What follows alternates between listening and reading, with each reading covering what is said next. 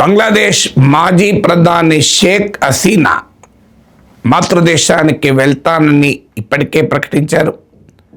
ఆమె బంగ్లాదేశ్కు వెళితే ఏం జరుగుతుంది ఎవరమో చెప్పలేం.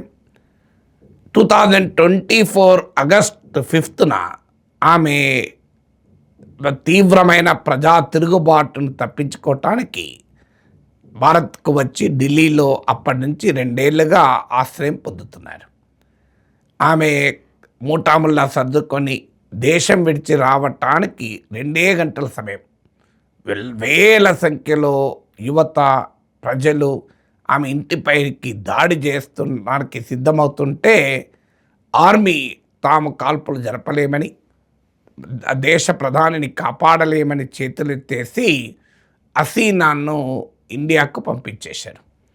షేక్ హసీనా ఆ రకంగా లాస్ట్ 2 ఇయర్స్ నుంచి ఆమె భారతదేశంలోనే ఆశ్రయం పొందుతున్నారు. సో ఇటీవలనే ఆమె ఫ్రాన్స్ AFP అనే వార్తా సంస్థకి ఇచ్చిన ఈమెయిల్ ఇంటర్వ్యూలో తాను బంగ్లాదేశ్కు పోనున్నట్లు ప్రకటించారు. బంగ్లాదేశ్కు పోతే ఏం జరుగుతుంది?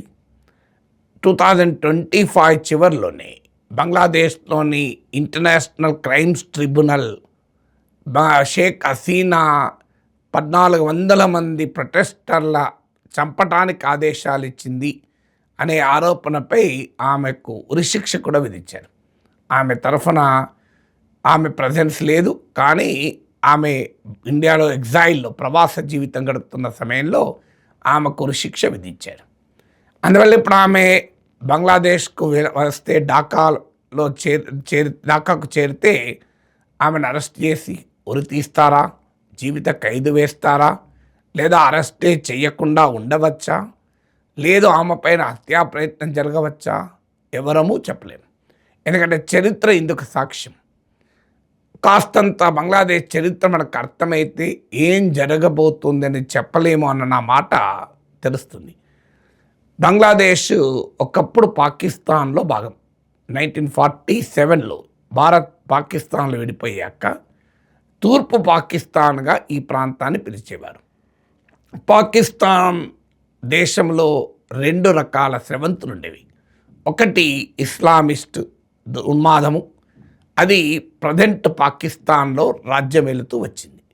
ఇందుకు భిన్నంగా తూర్పు పాకిస్తాన్గా పిలువబడే ప్రజెంట్ బంగ్లాదేశ్లో లౌకిక భావాలు, సెక్యులర్ డెమోక్రటిక్ ఆలోచన సరళి బలంగా ఉండేది. అఫ్కోర్స్ ఇక్కడ కూడా ఇస్లామిస్టులు ఉన్నారు, కానీ అదే సమయంలో బెంగాలీ నేషనలిజం, బెంగాలీ జాతీయవాదం ఉండేది, లౌకిక భావాలు ఉండేవి, సెక్యులర్ డెమోక్రటిక్ కల్చర్ ఉండేది, మైనారిటీల గౌరవం ఇచ్చే సాంప్రదాయం ఉండేది హిందూస్కు, ఇతర మతస్థులకు.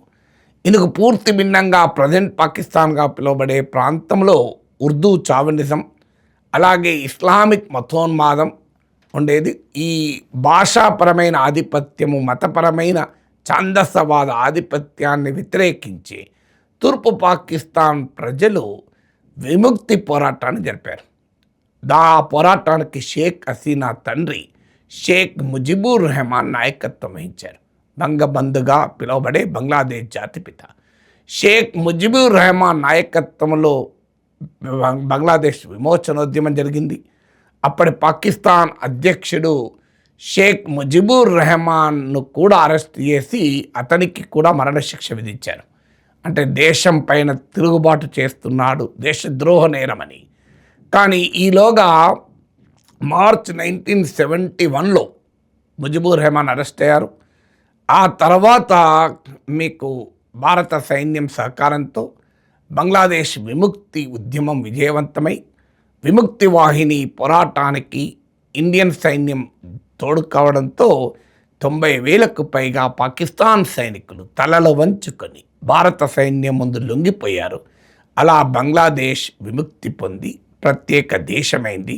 షేక్ ముజిబుర్ రెహమాన్ దేశానికి నాయకుడయ్యాడు. 1972 ఎర్లీ 72లో ఆయనను విడుదల కూడా చేశారు. సో కానీ బంగ్లాదేశ్లో ఉన్నటువంటి పాకిస్తాన్ అనుకూల ఇస్లామిక్ ఉన్మాద శక్తులు ఆర్మీలో ఉన్నాయి, ప్రజల్లో ఉన్నారు. అప్పుడు కొన్ని అంచనాల ప్రకారం అయితే 30% వరకు ఉండేవారని. సో వారు పాకిస్తాన్ నుంచి బంగ్లాదేశ్ ఏర్పాటును వ్యతిరేకించారు. పాకిస్తాన్ సైన్యంతో కలిసి ఈ ఇస్లామిక్ ఉన్మాదులు, అలాగే మీకు ప్రో పాకిస్తానీ ఎలిమెంట్స్, షేక్ ముజిబుర్ రెహమాన్ స్థాపించినటువంటి అవామీ లీగ్ కార్యకర్తలపైన గృహదానాలు, అత్యాచారాలు, భయంకరమైన హింసాకాండలు, కొన్ని వేల మంది చనిపోయారు. బంగ్లాదేశ్ రచయితలు, కళాకారులు, మేధావులు, బంగ్లా జాతీయవాదానికి రిప్రజెంట్ చేసే వారిని ఊచకోత కోశారు. అయినా బంగ్లాదేశ్ ఏర్పాటును అడ్డుకోలేకపోయారు. కానీ షేక్ ముజిబుర్ రెహమాన్కు వ్యతిరేకంగా కుట్రలు కొనసాగాయి. చివరకు 1975 ఆగస్టు 15న మిలిటరీలో తిరుగుబాటు జరిగి, మిలిటరీ తిరుగుబాటుతో షేక్ ముజిబుర్ రెహమాన్ను, ఆయన కుటుంబాన్ని మొత్తాన్ని చంపేశారు. అప్పుడు షేక్ ముజిబుర్ రెహమాన్ కూతురులైన షేక్ హసీనా, షేక్ రెహానా మాత్రం విదేశాల్లో ఉండడం వల్ల బతికిపోయారు. ఆ మొత్తం కుటుంబంలో ఇద్దరే మిగిలారు. ఆ తర్వాత తండ్రితో సహా కుటుంబం యావత్తును మిలిటరీ చంపేసింది, మిలిటరీ శక్తులు. అది తెలుసుకొని ఆమె భారత్కు వచ్చారు భయంకరమైన విషాదంలో. సో ఇందిరాగాంధీ అప్పుడు దేశ ప్రధాని. సో ఇందిరాగాంధీ ప్రభుత్వము ఆమెను హక్కును చేర్చుకొని ఆశ్రయం ఇచ్చారు. కొన్ని సంవత్సరాల పాటు భారత్లోనే ఆమె ఆశ్రయం పొందారు. ఆ తర్వాత బంగ్లాదేశ్కు ఈ మిలిటరీ తిరుగుబాటు వల్ల జనరల్ జియావుర్ రెహమాన్ దేశ అధ్యక్షుడయ్యారు. ఆయన కొడుకైన తారిక్ రెహమాన్ ఇప్పుడు దేశ అధ్యక్షుడిగా ఉన్నారు. మదర్ ఖాలిదా జియా కూడా అవామీ లీగ్ వ్యతిరేకంగా బంగ్లాదేశ్ నేషనలిస్ట్ పార్టీ నాయకురాలుగా ఎదిగి షేక్ హసీనాకు ఒక పోటీదారుగా ప్రైమ్ మినిస్టర్గా కూడా పనిచేశారు. సో సరిగ్గా 1981లో మీకు షేక్ హసీనా భారత్ నుంచి తిరిగి బంగ్లాదేశ్కు వెళ్ళారు. అప్పుడు కూడా ఇదే పరిస్థితి. ఆమెకు మరణశిక్ష విధిస్తారేమో, ఆమెను చంపేస్తారేమో, ఆమెను హత్య చేస్తారేమో, అరెస్ట్ చేస్తారేమో అనుమానాల మధ్య ఆమె ఢాకా చేరుకుంది. వేలాది మంది ఆమె అభిమానులు ఆమెకు స్వాగతం పలికారు. అప్పుడు ప్రభుత్వం అరెస్ట్ చేయలేదు. ఆ తర్వాత ఆమె బంగ్లాదేశ్ రాజకీయాల్లో క్రియాశీలకంగా పనిచేశారు. తర్వాత దేశ ప్రధానమంత్రి కూడా అనేకసార్లు కాగలిగారు. తర్వాత కాలంలో బంగ్లాదేశ్ను పేదరికం నుంచి బయట వేయడంలో ఒక దశలో భారతదేశ తలసరాదాయం, ఇండియా పర్ క్యాపిటల్ ఇన్కమ్ను కూడా బంగ్లాదేశ్ దాటింది. అలాంటి ఎకనామిక్ మిరాకిల్కు షేక్ హసీనా నాయకత్వం వహించారు. అవామీ లీగ్ నాయకురాలుగా భారత్తో మంచి స్నేహము, మైనారిటీల పట్ల నిబద్ధత, రక్షణ, సెక్యులర్ లిబరల్ డెమోక్రటిక్ బంగ్లాదేశ్కి ఆమె చాలా కాలం కట్టుబడి ఉన్నారు. కానీ ఆ తర్వాత క్రమంలో లాస్ట్ టర్మ్లో ఆమె చుట్టూ కోటరీ చేరింది. భయంకరమైన అవినీతి, అలాగే ఆశ్రిత పక్షపాతము, తీవ్రమైన అథారిటేరియన్ రూల్, నిరంకుశ పాలన, నిరసనలపైన ఉక్కుపాదము, ప్రశ్నించే వారిని జైలు వేయడము, అదృశ్యమే కావడము, ప్రతిపక్షాలపైన దాడులు, ఒక అత్యంత నిరంకుశమైన ప్రభుత్వాన్ని నడిపారన్న తీవ్ర ఆరోపణలు ఆమె ఎదుర్కొంది. ఆ తర్వాత 2024 జూలైలో ముఖ్యంగా పెద్ద ఎత్తున షేక్ హసీనా ప్రభుత్వానికి వ్యతిరేకంగా నిరసనలు మొదలయ్యాయి. ఈ నిరసనలు విద్యార్థి నిరసనలుగా స్టార్ట్ అయ్యాయి. కారణం ఏంటంటే బంగ్లాదేశ్లో హసీనా ప్రభుత్వం, అవామీ లీగ్ ప్రభుత్వం ఉన్నప్పుడల్లా బంగ్లాదేశ్ స్వాతంత్ర పోరాటంలో పాల్గొన్న కుటుంబాల బిడ్డలకు రిజర్వేషన్ ఉండేవి. ఎందుకంటే వాళ్ళ సర్వస్వము కోల్పోయారు బంగ్లాదేశ్ ఏర్పాటు కోసం కనుక వాళ్ళ పిల్లలకు ప్రత్యేక రిజర్వేషన్లు ప్రభుత్వ ఉద్యోగాలలో ఉండేవి. దానికి వ్యతిరేకంగా స్టార్ట్ అయిన పోరాటం కాస్త బంగ్లాదేశ్లో ఆమె నిరంకుశ పాలనకు వ్యతిరేకంగా కూడా పెద్ద ప్రజా పోరాటంగా మారింది. అనేక రకాల శక్తులు ఆ పోరాటంలో చేరాయి. స్టార్ట్ అయింది విద్యార్థుల తిరుగుబాటుతో. ఆ తర్వాత చాలా శక్తులు వెళ్ళాయి. ముఖ్యంగా జమాత్ ఇస్లాం బంగ్లాదేశ్కు చెందిన వారు కీలక పాత్ర పోషించారు. ఇస్లామిస్ట్ ఫండమెంటలిస్ట్ ఫోర్సెస్ కీలక పాత్ర పోషించాయి. ఆ తర్వాత మహమ్మద్ యూనస్ ప్రభుత్వం కొంతకాలం నడిచి ఇటీవలనే ఎన్నికలు జరిగి బంగ్లాదేశ్ నేషనలిస్ట్ పార్టీ నాయకుడైన తారిక్ రెహమాన్ దేశ ప్రధాని కాగలిగారు. కానీ ఆ ఎన్నికలు ఒక రకంగా వన్ సైడెడ్. ఎందుకంటే బంగ్లాదేశ్ రాజకీయాల్లో ప్రధాన పోటీదారులు Awami League and Bangladesh Nationalist Party BNP. Third distant ప్లేయర్గా జమాత్ ఇస్లామీ బంగ్లాదేశ్ ఉంటుంది. కానీ అవామీ లీగ్ను రద్దు చేసి అవామీ లీగ్కు కనీసం 40% ప్రజల మద్దతు ఉంటుంది. ఇప్పటికైనా కూడా ఇంత నిర్బంధంలో కూడా 40% మద్దతు ఉంటుందని ఎక్స్పర్ట్ చెప్పేది, బంగ్లాదేశ్ అబ్జర్వర్ చెప్పేది. కానీ అవామీ లీగ్ను రద్దు చేసి అవామీ లీగ్ను నిషేధించారు, ఎన్నికలలో పాల్గొనకుండా చేశారు, షేక్ హసీనాకు మరణశిక్ష విధించారు. అందువల్ల ప్రధానమైన పోటీ ఒకప్పటి మిత్రపక్షాలైన బంగ్లాదేశ్ నేషనలిస్ట్ పార్టీకి జమాత్ ఇస్లామీ బంగ్లాదేశ్ల మధ్య జరిగింది. సో షేక్ హసీనా వ్యతిరేక ఉద్యమంలో ఇస్లామిస్ట్ శక్తులైన జమాత్ ఇస్లామీ బంగ్లాదేశ్ కీలక పాత్ర పోషించడం వల్ల అధికారంలోకి జమాత్ వస్తుందేమోనని కూడా అనుమానపడ్డారు. కానీ ఫైనల్గా వారు ప్రతిపక్షానికే పరిమితమయ్యారు. బంగ్లాదేశ్ నేషనలిస్ట్ పార్టీ అధికారంలోకి వచ్చింది.